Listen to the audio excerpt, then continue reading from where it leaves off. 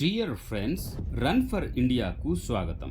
రెండు తెలుగు రాష్ట్రాల్లో వరదలు సృష్టించిన అల్లకల్లోలం.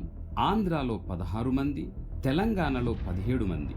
ఇంకా ఈ సంఖ్య పెరిగే అవకాశం లేకపోలేదు. ప్రస్తుత సమాచార ప్రకారం మొత్తం 33 మంది చనిపోయినట్లు తెలుస్తుంది. ఇది ఎంతో విచారకరమైనటువంటి పరిస్థితి.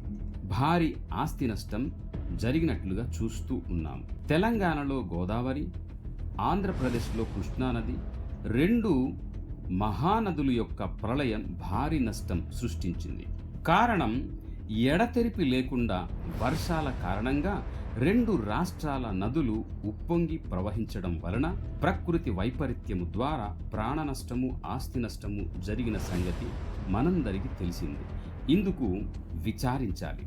ఇలాంటి విచారకరమైన, దుఃఖకరమైన కష్ట సమయంలో కొంతమంది పని కట్టుకొని అమావాస్య గండమని, బెజవాడ దుర్గమ్మ తల్లి గండమని, అందుకే ఇంత ప్రళయం జరిగిందని, ఆస్తి నష్టం, ప్రాణ నష్టం జరిగిందని కల్లబొల్లి కబుర్లు ప్రజలకు చెబుతూ భయపెడుతూ ఉన్నారు. ఇది మంచి పద్ధతి కానే కాదు. ఇకపోతే రాజకీయ పరంగా గత ప్రభుత్వము చేసిన అజాగ్రత్త వలన ఇంత ముప్పు జరిగిందని ఆంధ్రప్రదేశ్ ముఖ్యమంత్రి చంద్రబాబు నాయుడు గారు వైసీపీ ప్రభుత్వంపై విరుచుకుపడ్డారు. కృష్ణా బ్యారేజ్ గేట్లు అర్ధరాత్రి ప్రజలకు తెలియకుండా, ప్రజలకు చెప్పకుండా గేట్లు ఎత్తివేశారు. అందుకే కృష్ణానది నీళ్లు అంత నగరం లోపలికి చొచ్చుకొని వచ్చిందని మాజీ ముఖ్యమంత్రి వైఎస్ జగన్ గారు ఎద్దవేశారు. ఎవరి వాదన వారి స్థాయిని బట్టి వాదించారు. మంచిదే, ఎవరి వాదన వారిది. ఈ వాదనలన్నీ మాని కష్టాల్లో ఉన్న ప్రజలకు చేయదగ్గ సహాయ చర్యలు, కార్యక్రమాలు మానవ దృక్పథ నైతిక విలువలతో చేయడమే గొప్ప నాయకత్వం. నాయకుడికి ఉండవలసినటువంటి కర్తవ్యం కూడా సత్యమును గ్రహించి దైవభక్తి కలిగి ఉండాలి. కానీ అంధభక్తి, మూఢభక్తి ప్రమాదకరం. ఈ సమయంలో ప్రకృతి ప్రళయమై, ప్రచండమై ఉప్పొంగిన నదులు ప్రవహిస్తే ఎవరు ఎన్ని అనుకున్నా ఏం లాభం లేదు. నేనేమంటున్నానంటే, మన దేశంలో ఈ మధ్య కాలంలో కేరళలో యానాడ్ మహా గొప్ప ప్రళయంలో వందల మంది ప్రాణ నష్టం, ఆస్తి నష్టం జరిగింది.